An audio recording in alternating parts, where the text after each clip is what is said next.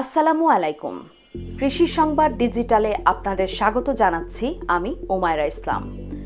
নতুন আর শত বছরের পুরনো মিলিয়ে দেশি বিদেশি শখানেক জাতের আলুর চাষ হয়েছে একই ভূমিতে। ক্ষেতের মালিক বিএডিসি এর নাম দিয়েছে জীবন্ত আলুর জাদুঘর। আলুর প্রজাতির ইতিহাস ধরে রাখার পাশাপাশি বিভিন্ন আলুর জাত সম্পর্কে জানতে এই জাদুঘর বড় ভূমিকা রাখছে বলে জানিয়েছে কর্তৃপক্ষ। নীলফামারীর সোনারায় ইউনিয়নে বিএডিসির ভিত্তি আলু বীজ কেন্দ্রে দেশের একমাত্র জীবন্ত আলু জাদুঘরটি অবস্থিত। একসঙ্গে শত জাতের আলু দেখে দর্শনার্থীরা যেমন বিমোহিত, তেমন কর্তৃপক্ষ জানাচ্ছে এটি আসলে বিজ্ঞানী থেকে চাষি পর্যায় পর্যন্ত সকলের চিন্তার খোরাক যোগায়। দেশে কৃষকের চাহিদার কথা বিবেচনা করে পুরনো আলুর জাত ফেরানো থেকে শুরু করে নতুন জাতের আলু সৃষ্টিতে গুরুত্বপূর্ণ ভূমিকা রাখে। এখানে আমাদের প্রায় শতাধিক জাতের আলুর জাত রয়েছে, যেগুলো শতবর্ষ পুরাতন জাত থেকে শুরু করে নতুন নতুন জাতও রয়েছে। তো এই জাতগুলো আমরা রেখে দিয়ে কৃষকের চাহিদা এবং রোগ প্রতিরোধ ক্ষমতা বা অন্যান্য যে আসপেক্টগুলো রয়েছে, যে বিষয়গুলো রয়েছে, সেই বিষয়গুলোকে আমরা লক্ষ্য রেখে এই জাতগুলো থেকে আমরা আবার কৃষকের প্রয়োজন উপযোগী বা বাস্তব উপযোগী যে জাতগুলো কৃষক গ্রহণ করবে, সেই জাতগুলোকে নিয়ে আমরা আবার টিস্যু কালচারের মাধ্যমে নতুনভাবে পিউরিফাই করে একেবারে রোগমুক্ত করে আমরা আবার এটাকে বীজ বর্ধন করে আমরা কৃষক পর্যায়ে বিতরণ করে থাকি।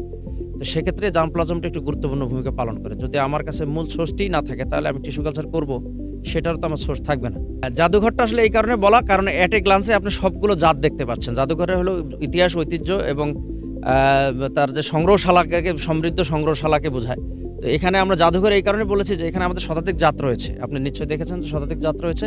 এই জাতগুলো আপনি সচরাচর কোথাও গিয়ে আসলে দেখতে পাবেন।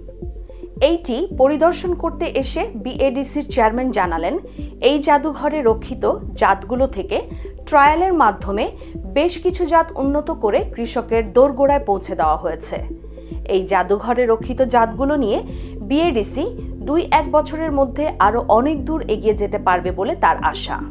আমরা একটা জাদুঘরের মতো করে করছি, এখানে মানে লাইভ জাদুঘর যেটাকে বলা যায়, সেখানে আমরা অনেক ধরনের ট্রায়াল করতেছি। ট্রায়াল করে ইতিমধ্যে আমরা বেশ কয়েকটি জাতকে আমরা উন্নত করেছি এবং এটা বেশ চাহিদা পেয়েছে। বাকিগুলোকেও কীভাবে করা যায় এবং আরও কৃষকের মধ্যে কীভাবে ছড়িয়ে দেওয়া যায়, সেই জন্য এই ট্রায়াল বেসটা করা হচ্ছে। এবং আজকে আমি খুব আগ্রহভরে এটা দেখতে এসেছি। আপনারাও দেখলেন যে আমাদের সাকসেসটা কেমন, অনেক বড় সাকসেস। তা আমরা আশা করি যে আমাদের এখানে যে কর্মচারীরা আছেন তারা অনেক পরিশ্রম করতেছেন।